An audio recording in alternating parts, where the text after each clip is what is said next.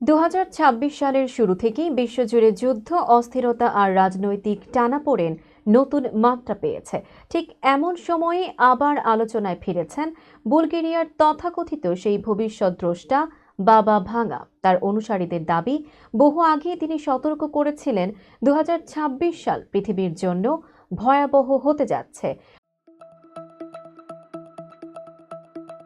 বলা হয় বাবা ভাঙা নাকি 9/11 হামলা, প্রিন্সেস ডায়ানার মৃত্যু, চেরনোবিল পারমাণবিক বিপর্যয় ও চীনের উত্থানের মতো ঘটনাও আগাম বলে গিয়েছিলেন।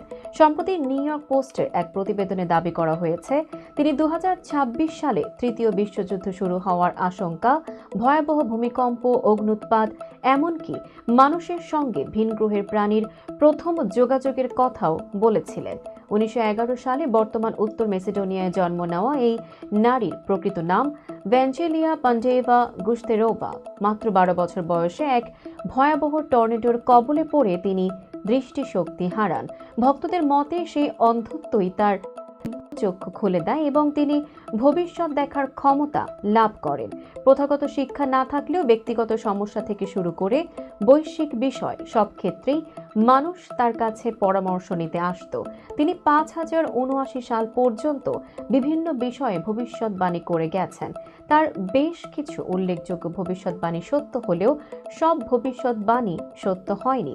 উদাহরণস্বরূপ 2010 সালে তৃতীয় বিশ্বযুদ্ধ বা 2025 সালে কোনো ক্রীড়া আসরে ভিনগ্রহীদের আবির্ভাব এসব ঘটেনি।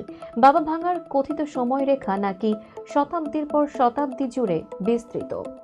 প্রচলিত দাবিতে বলা হয় 2028 সালে মানুষ শক্তির সন্ধানে শুক্র গ্রহ অনুসন্ধান করবে। 2033 সালে মেরু অঞ্চলের বরফ ব্যাপকভাবে গলে যাবে।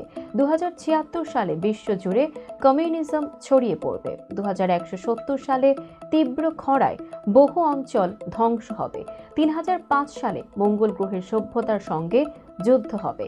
3797 সালে পৃথিবী বসবাসের অযোগ্য হয়ে পড়বে আর 5079 সালে পৃথিবীর সমাপ্তি ঘটবে। তবে বিশ্লেষকরা বলছেন, তার কথিত ভবিষ্যৎবাণীগুলোর পেছনে কোনো নির্ভরযোগ্য লিখিত প্রমাণ নেই। এগুলো মূলত লোককথা, সামাজিক যোগাযোগ মাধ্যমের গুজব আর পরবর্তীকালের ব্যাখ্যার সমষ্টি।